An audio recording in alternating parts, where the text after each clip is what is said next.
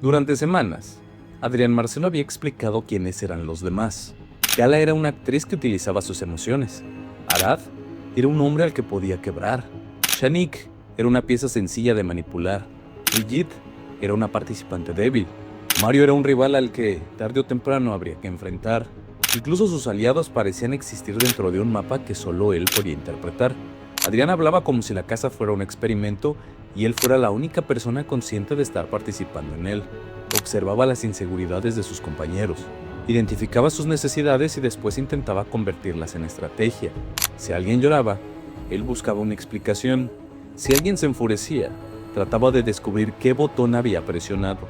Si alguien se acercaba, se preguntaba para qué podía servirle. Parecía convencido de que comprender las emociones de una persona era equivalente a tener poder sobre ella. Pero una madrugada, después de una nueva confrontación con Gala, los habitantes despertaron y descubrieron que Adrián ya no estaba. No hubo una despedida extensa, no hubo un último posicionamiento ni una oportunidad para que explicara su decisión frente a todos.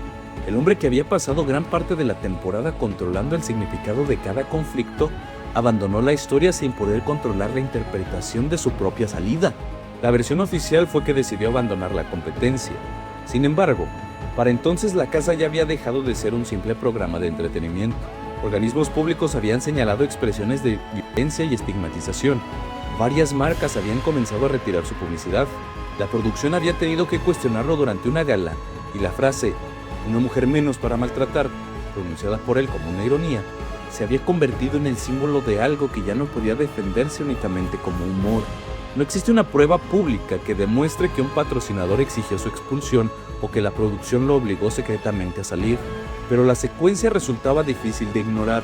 La presión creció, las marcas comenzaron a retirarse, y poco después, Adrián desapareció de la casa. En el dormitorio quedaron sus pertenencias.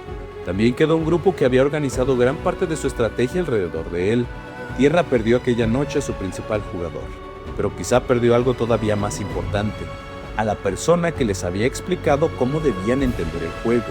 Sin Adrián, algunos comenzaron a preguntarse si las historias que habían aceptado durante semanas eran realmente ciertas. La cama vacía no representaba únicamente la ausencia de un habitante, representaba el momento en que una casa construida para producir espectáculo descubrió que también podía producir consecuencias. Para entender cómo se llegó hasta ahí, habría que regresar al inicio. Aunque no exactamente al inicio de la temporada, habría que regresar 25 años.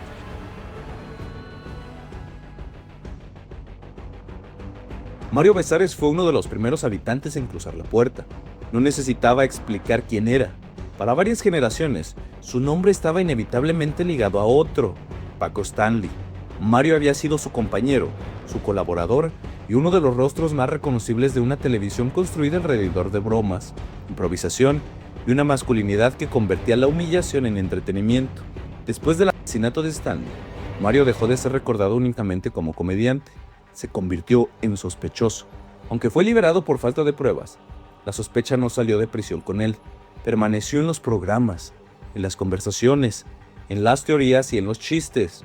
Durante años, cualquier intento de contar su historia comenzaba con la muerte de otro hombre. Mario recuperó su libertad legal, pero no recuperó completamente su nombre. Por eso, cuando Paola Durante apareció sorpresivamente frente a él dentro de la casa de los famosos, la frase que pronunció parecía contener toda la historia: "nos volvieron a encerrar". No se refería únicamente al reality. Mario y Paola habían compartido un encierro verdadero durante la investigación del asesinato de Paco Stanley. Ahora se encontraban dentro de una casa llena de cámaras, observados nuevamente por millones de personas. La diferencia era que esta vez el encierro prometía entretenimiento. La producción había colocado frente a frente a dos personas unidas por uno de los episodios más oscuros del espectáculo mexicano. Era imposible considerar aquel encuentro una casualidad. La temporada comenzaba recordándole al público que Mario no entraba solo. Con él ingresaba una historia que México llevaba décadas sin terminar de resolver. Paola fue eliminada muy pronto. Su salida podría parecer irrelevante dentro del desarrollo general del programa, pero narrativamente cumplió una función precisa. Ella abrió la puerta del pasado, pronunció la frase que recordaba el antiguo encierro y después dejó a Mario solo frente a la audiencia. A partir de entonces, Mario tendría que vivir dentro de la casa sin la única persona capaz de comprender completamente lo que significaba estar ahí. No necesitaba demostrar su inocencia en cada conversación. Tampoco podía resolver un crimen que la temporada no estaba preparada para explicar. Lo único que podía hacer era convivir, cocinar, bailar, contar historias, escuchar a personas mucho más jóvenes, reírse de sí mismo. Por primera vez en décadas, el público tendría la oportunidad de observar a Mario besar sin que otra voz indicara previamente que debía pensar sobre él. Pero mientras Mario entraba intentando desprenderse de una historia escrita por otros, otro participante ingresaba convencido de que podía escribir la historia de todos. Así es, saludos a toda la audiencia que nos está viendo, saludos a mi novia también en especial que nos está viendo, ingeniero. ¿Le metiste el dedo? Pues llevamos 5 años, ingeniero. No, Adrián, el mocoso. Adrián Marcelo no llegó a la casa buscando ser querido por todos. Su carrera había sido construida alrededor de la provocación, entrevistas incómodas, humor deliberadamente ofensivo, conversaciones donde la corrección política aparecía como una limitación y no como una responsabilidad. Su propuesta consistía, en parte, en decir aquello que otros no se atrevían a decir. Ese personaje funcionaba porque Adrián no se presentaba como alguien que simplemente insultaba. Se presentaba como alguien que podía explicar por qué lo hacía. Cada provocación venía acompañada por una teoría sobre el humor, la libertad de expresión, la hipocresía social o la debilidad de quienes se sentían ofendidos. No entró creyendo que debía evitar la controversia, entró creyendo que sabía utilizarla. Al principio, su comportamiento podía parecer incluso seductor. Adrián observaba a sus compañeros y les ofrecía algo que en un encierro resulta extraordinariamente valioso: la sensación de ser comprendidos. Escuchaba, preguntaba, identificaba heridas y después comenzaba a construir relaciones alrededor de ellas. Shanik Berman fue uno de los ejemplos más claros. Shanik tenía décadas de experiencia dentro del periodismo de espectáculo. Había entrevistado a figuras acostumbradas a mentir, evadir y construir personajes. Podría suponerse que sería difícil manipularla. Dentro de la casa, sin embargo, Shanik encontró en Adrián a alguien que parecía verla con una cercanía especial. Ella lo admiró, confió en él y llegó a interpretar la relación como una especie de conexión profunda. Adrián le hablaba con afecto, la hacía sentir incluida y se presentaba como alguien capaz de protegerla. Pero la casa tenía una característica que ninguno de sus habitantes podía olvidar. Aunque a veces parecieran hacerlo, mientras ellos conocían únicamente las conversaciones en las que estaban presentes, el público observaba también todo aquello que se decía cuando abandonaban la habitación. Después de ser eliminada, Shanik descubrió videos donde Adrián hablaba de manipularla. También conoció comentarios ofensivos sobre aspectos profundamente dolorosos de su vida, incluido su hijo fallecido. La percepción cambió de inmediato. La persona que dentro de la casa parecía haberla comprendido se convirtió, desde fuera, en alguien que había identificado sus vulnerabilidades para utilizarlas. Shanik pasó de admirarlo a sentirse engañada.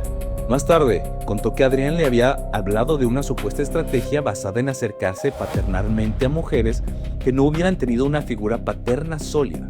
Según su interpretación posterior, no se trataba de un vínculo espontáneo, sino de una técnica. No es posible saber si cada acercamiento de Adrián respondía realmente a un plan calculado. Tampoco podemos observar su mente ni convertir una declaración en evidencia absoluta de todas sus intenciones. Pero lo importante es que él mismo parecía disfrutar la idea de presentarse como manipulador. Dentro de la casa, admitir que manipulaba podía hacerlo parecer inteligente. Fuera de ella, esa misma confesión podía convertir cualquier gesto de cariño en sospecha. Shanik salió de la casa creyendo que había encontrado una relación especial y descubrió que posiblemente había sido una pieza dentro del juego de otro participante. Más tarde, intentó advertir a Sabine Musier, quien también había comenzado a confiar en Adrián. La periodista que durante años había contado las historias de otras celebridades tuvo que admitir públicamente que no había comprendido completamente la historia en la que ella misma participaba. La casa comenzaba a mostrar su verdadera naturaleza. No era únicamente un lugar donde las personas podían mentir, era un lugar donde la verdad dependía del ángulo desde el que se miraba. Adrián utilizaba esa diferencia como ventaja. Mientras permaneciera dentro, podía decirle a cada persona una versión distinta y confiar en que las paredes evitarían que todas las historias se encontraran. El problema era que, tarde o temprano, todos saldrían y afuera los esperaba el archivo completo. No me siento para nada orgulloso de esa situación. El juego te lleva a eso. Era un juego de sobrevivencia.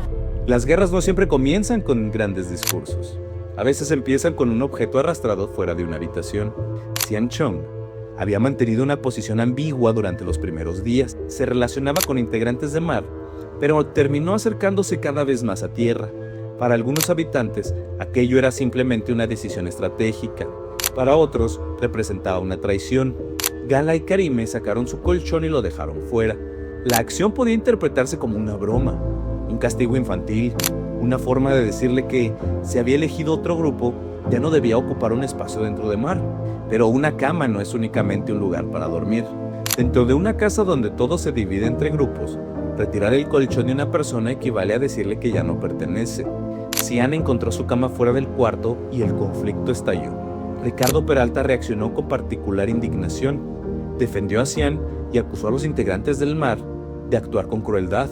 Para Tierra, el episodio era una demostración de que sus rivales también podían excluir, humillar y ejercer poder contra alguien vulnerable.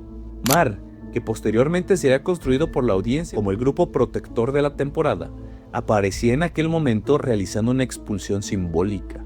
Esta escena es importante porque impide contar una versión demasiado cómoda de lo sucedido. Mar no estaba formado por personas moralmente perfectas. Sus integrantes también conspiraron, coordinaron votos, participaron en burlas y tomaron decisiones que podían lastimar a otros. La producción llegó a sancionar estrategias de ambos grupos y colocó a todos los habitantes en riesgo cuando descubrió que utilizaban claves para compartir información. La diferencia entre Mar y Tier no puede reducirse a la inocencia de unos y la maldad de otros. La diferencia se construyó mediante la acumulación. Una broma puede ser cruel sin definir para siempre a quienes la realizan. Pero cuando un grupo repite el desprecio, utiliza las debilidades personales de sus adversarios y justifica continuamente la humillación como estrategia, el público deja de observar acciones aisladas y comienza a construir un patrón. El colchón fue uno de los pocos momentos en que Tierra pudo presentar a Mar como aquello que Mar decía combatir. También reveló algo sobre Ricardo y Cian. Ricardo no defendía únicamente a un compañero. Su relación con Cian comenzaba a ocupar un lugar emocional más complejo. Entre ambos existían juegos, cercanía física y una ambigüedad que podía resultar útil en televisión. Ricardo parecía interpretar aquella intimidad como una posibilidad real. Cian, en cambio, la entendía como amistad, complicidad o entretenimiento. El colchón no solo expulsó a Cian de una habitación, lo colocó más cerca de Ricardo, y esa cercanía terminaría produciendo otro tipo de conflicto.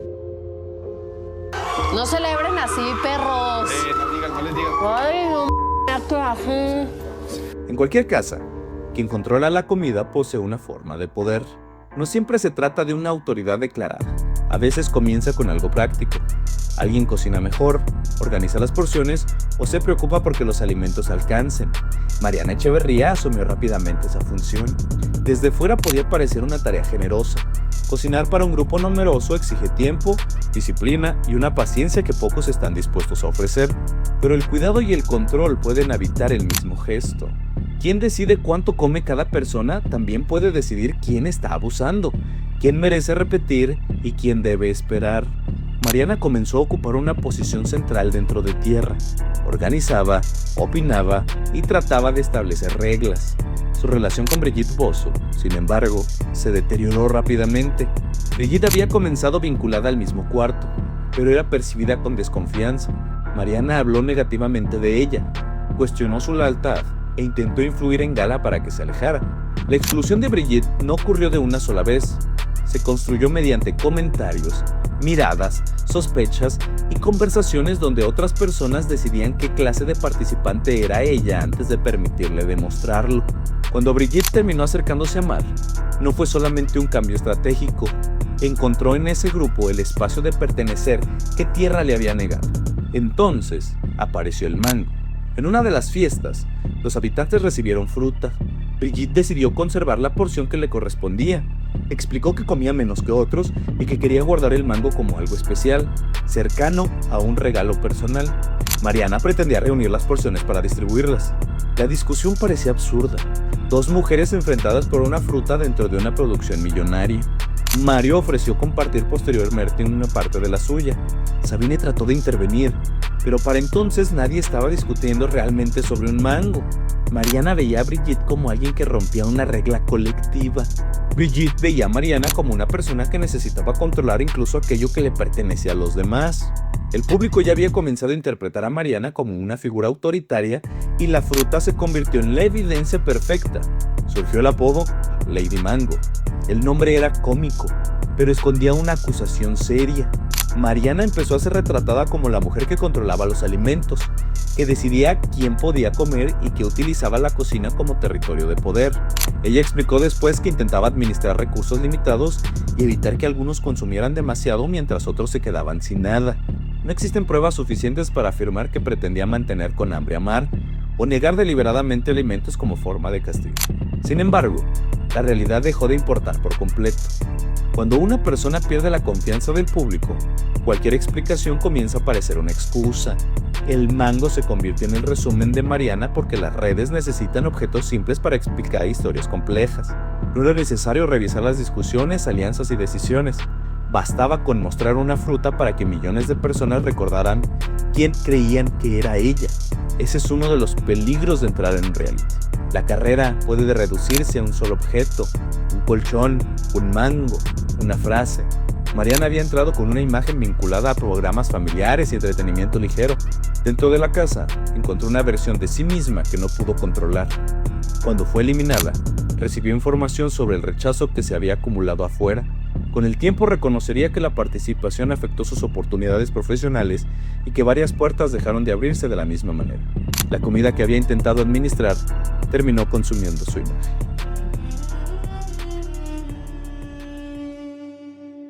Dentro de un reality, cualquier emoción puede convertirse en estrategia, incluso cuando nadie planea utilizarlo de esa manera. Gomita comenzó a sentir atracción por Agustín Fernández.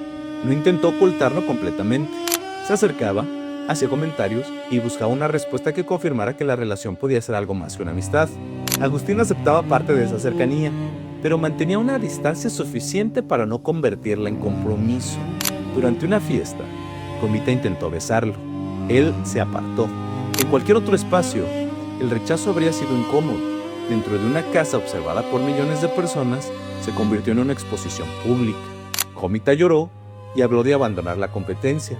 No estaba enfrentando únicamente la falta de reciprocidad, estaba enfrentando la certeza de que su vulnerabilidad podía ser recortada, repetida y convertida en entretenimiento. Más tarde, Agustín obtuvo el poder de salvar a una persona nominada. Gomita podía comprender racionalmente que se trataba de una decisión estratégica. Aún así, esperaba ser elegida. El afecto había creado una expectativa que el juego no estaba obligado a respetar. Agustín salvó a Cian. La decisión respondía a la estructura de tierra y a una estrategia en la que Adrián tenía influencia. Públicamente, Gomita aplaudió, después lloró y reconoció que le había afectado. El momento mostró la distancia entre dos maneras de entender la relación. Para ella, la cercanía podía significar protección. Para él, el juego tenía otras prioridades. No es posible afirmar que Agustín utilizara deliberadamente los sentimientos de Gomita. Quizá nunca le prometió algo. Tal vez fue ella quien construyó una expectativa alrededor de gestos ambiguos. Pero en una competencia, la ambigüedad también puede ser útil. Recibir afecto sin corresponderlo completamente permite mantener cerca a una persona sin asumir responsabilidad por lo que espera. Mientras Gomita vivía esa decepción dentro de la casa, afuera enfrentaba una consecuencia que todavía desconocía.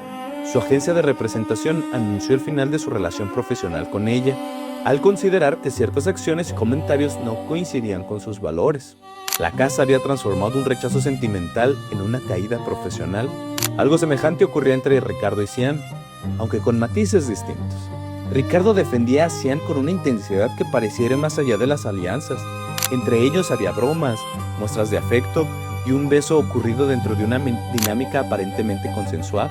Para Ricardo, esa cercanía comenzaba a tener un significado emocional.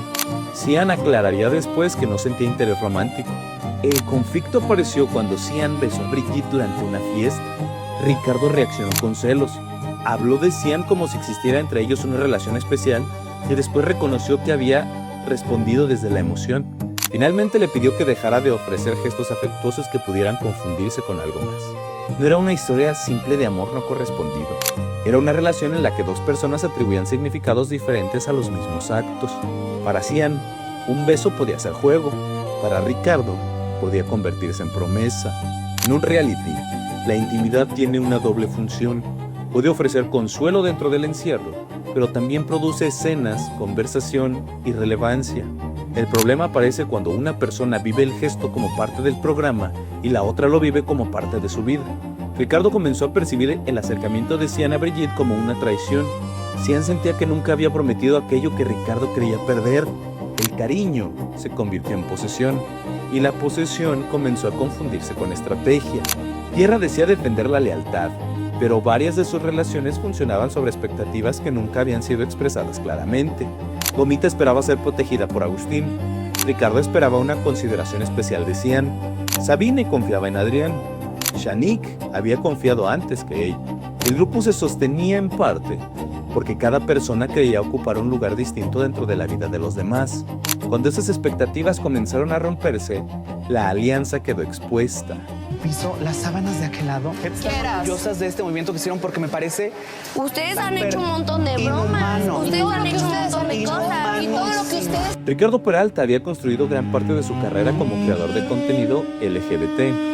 Entró a la casa con una trayectoria que lo colocaba como un representante de una comunidad acostumbrada a enfrentar burlas, exclusión y violencia. En una temporada posterior al triunfo de Wendy Guevara, algunas personas esperaban que Ricardo ocupara un lugar semejante, pero compartir una identidad no significa repetir una historia. Durante un posicionamiento, Ricardo acusó a Arad de la Torre de haber realizado comentarios discriminatorios relacionados con su vestimenta y expresión. Arad rechazó la acusación. La discusión salió rápidamente de los límites de la casa. Activistas, espectadores y voces de la propia comunidad cuestionaron si Ricardo estaba utilizando una experiencia histórica de discriminación como recurso de una estrategia personal. La situación era delicada. Las personas LGBT no necesitan demostrar ante una mayoría cada experiencia de incomodidad para que su percepción sea válida. La discriminación puede adoptar formas sutiles, bromas y códigos que quienes no la padecen consideran insignificantes. Pero también existe una diferencia entre sentirse ofendido y demostrar que una persona actuó movida por homofobia. Ricardo parecía convencido de que la identidad le proporcionaba autoridad para definir el conflicto. El público reaccionó interpretando que utilizaba una causa colectiva para proteger una posición individual. La acusación no fortaleció su legitimidad, la debilitó. Ricardo comenzó a perder seguidores y recibió críticas de personas que, en teoría, podían haber sido sus aliadas. Diseñadores y colaboradores se deslindaron de él. Su salida de la casa estuvo marcada por un rechazo que se hizo visible en distintos espacios públicos. El episodio mostró una verdad incómoda. Pertenecer a una comunidad históricamente discriminada no convierte automáticamente cada argumento en incuestionable. La identidad puede explicar parte de nuestra experiencia. No puede reemplazar la evidencia. Tampoco puede utilizarse como escudo para impedir que los demás analicen nuestras contradicciones. Después del programa, Ricardo intentó contar su propia versión mediante un documental. Habló sobre los errores, el rechazo y la manera en que la experiencia lo había transformado. Su caso terminó pareciéndose, de forma inesperada, al tema central de la temporada. Entró convencido de que podía explicar lo ocurrido desde su identidad. Salió descubriendo que el público también tenía una interpretación sobre quién había sido.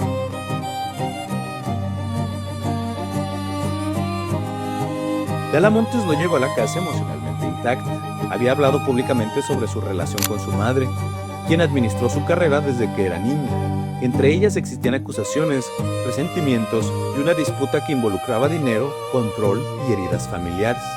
Gala también había hablado de depresión, ansiedad y tratamiento psicológico. Aquello era parte de su historia antes de entrar. Adrián Marcelo lo convirtió en material de juego. Durante las discusiones, cuestionó la autenticidad de su diagnóstico. Hizo referencias a su medicación, a su relación con su madre y a la posibilidad de que sus reacciones fueran una actuación. El ataque era especialmente eficaz porque colocaba a Gala dentro de una trampa. Si lloraba, podía ser presentada como inestable. Si se enfurecía, parecía confirmar aquello que Adrián decía. Si mantenía la calma, podía ser acusada de actuar. No existía una respuesta capaz de liberarla de la interpretación. Adrián no atacaba solamente sus decisiones dentro del juego, atacaba la credibilidad de sus emociones.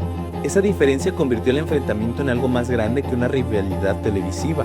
Cuestionar la salud mental de una persona no es equivalente a criticar una estrategia. Cuando se utiliza un diagnóstico para desacreditar cualquier reacción, la enfermedad deja de ser tratada como una experiencia humana y se convierte en un argumento para invalidar. Gala también cometió errores. Discutió, insultó y reaccionó de maneras que podían resultar agresivas. No necesitaba ser una víctima perfecta para que algunos ataques fueran injustificables.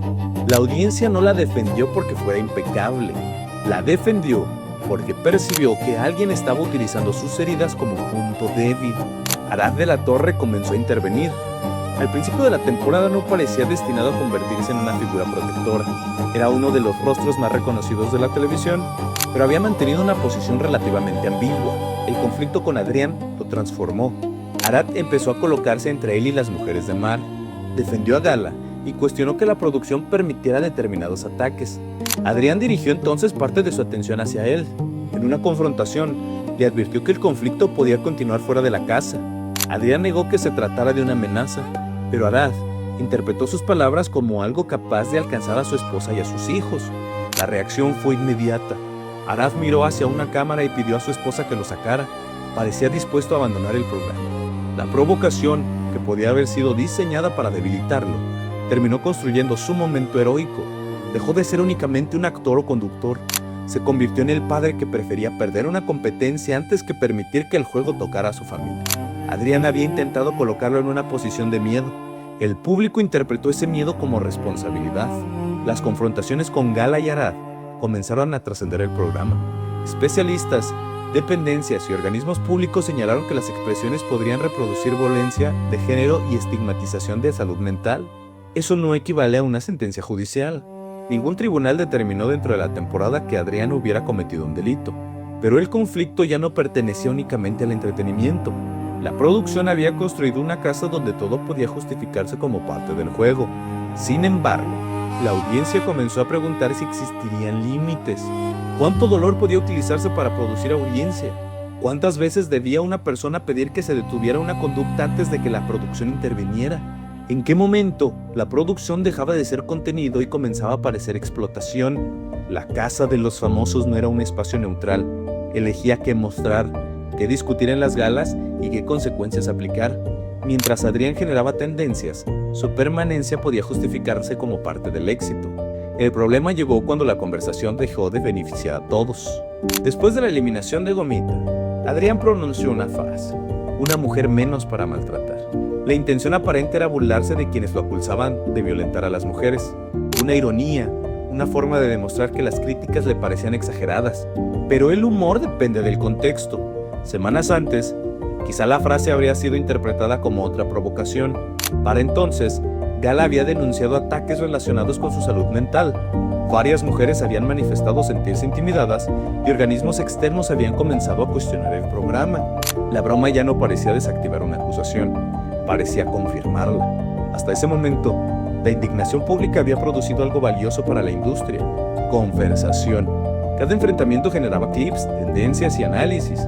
El rechazo no necesariamente perjudica a un programa, muchas veces lo fortalece. Las personas que dicen odiar un reality pueden pasar horas hablando de él. La verdadera ruptura ocurrió cuando las marcas comenzaron a retirarse.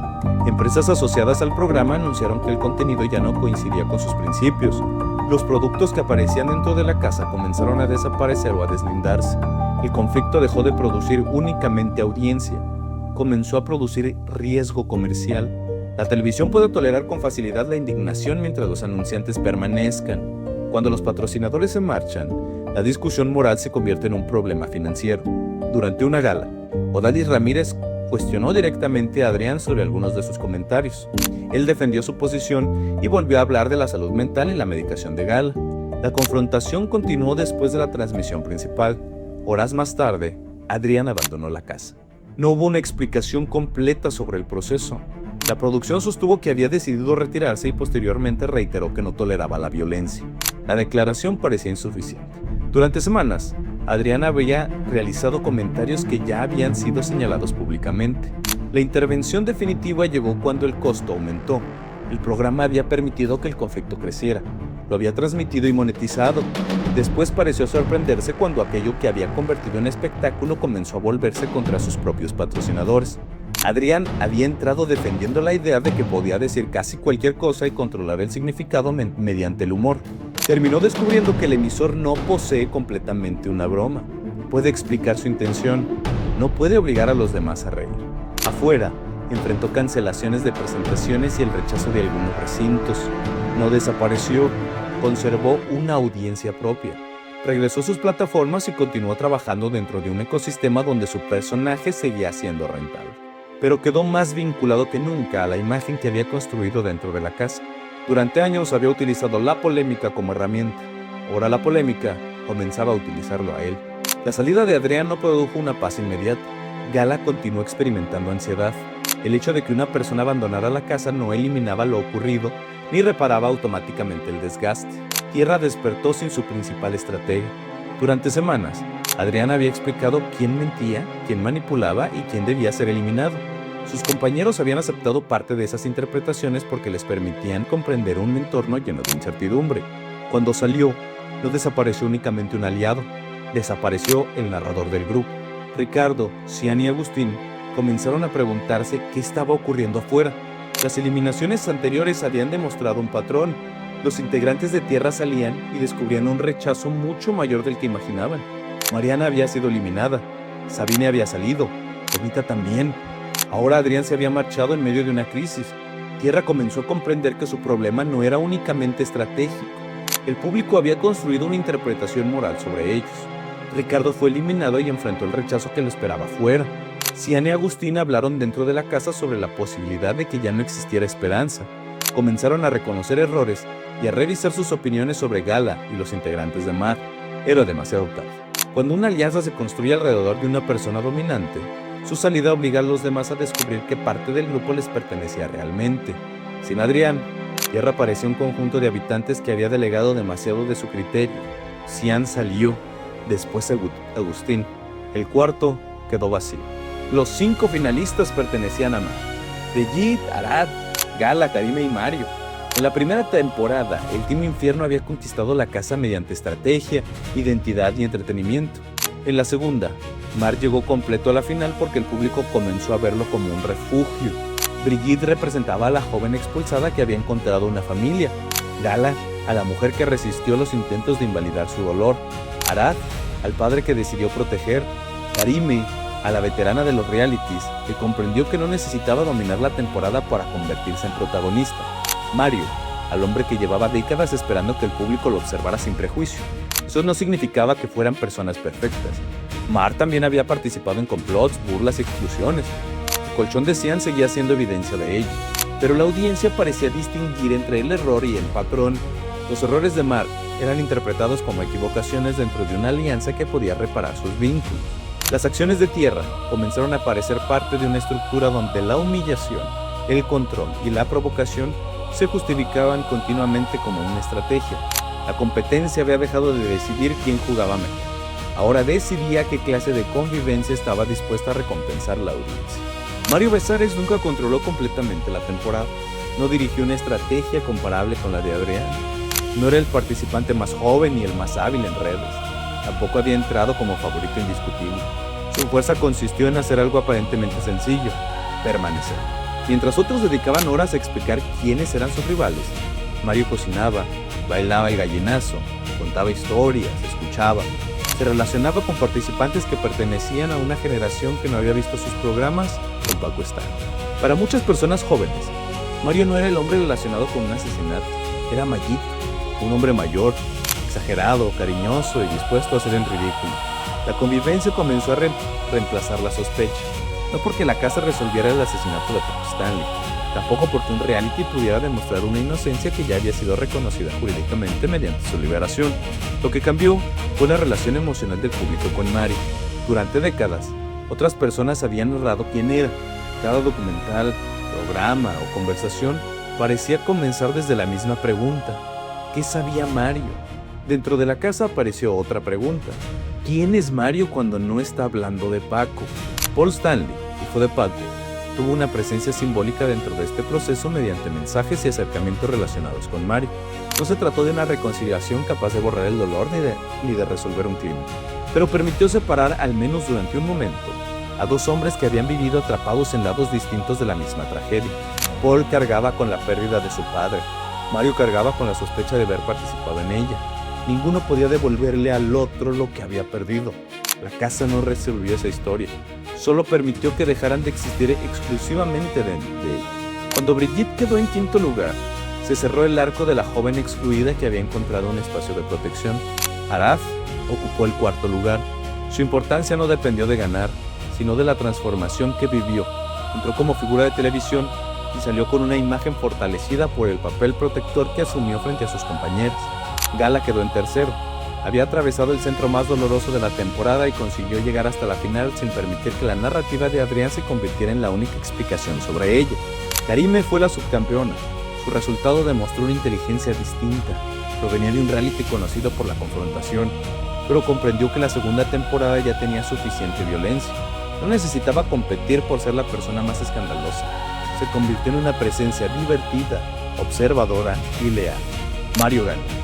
La final no premió al estratega más agresivo, premió al hombre que había llegado cargando la historia más pesada. La temporada comenzó encerrándolo nuevamente junto a Paola Durante. Terminó abriéndole una puerta. Adrián había intentado controlar la narración de los demás y salió sin controlar la suya. Mario había perdido durante décadas el control de su propia historia y terminó recuperándolo sin necesidad de imponer una explicación. Uno hablaba constantemente para definir a las personas. El otro permitió que el tiempo las convenciera. Ese fue el verdadero contraste de la temporada. No mar contra tierra, no Mario contra Adrián, sino dos maneras opuestas de relacionarse con la percepción pública. Adrián pensó que la narrativa era algo que podía construirse mediante presión, repetición y estrategia. Mario descubrió que algunas narrativas solo pueden cambiarse dejando que las personas observen durante suficiente tiempo.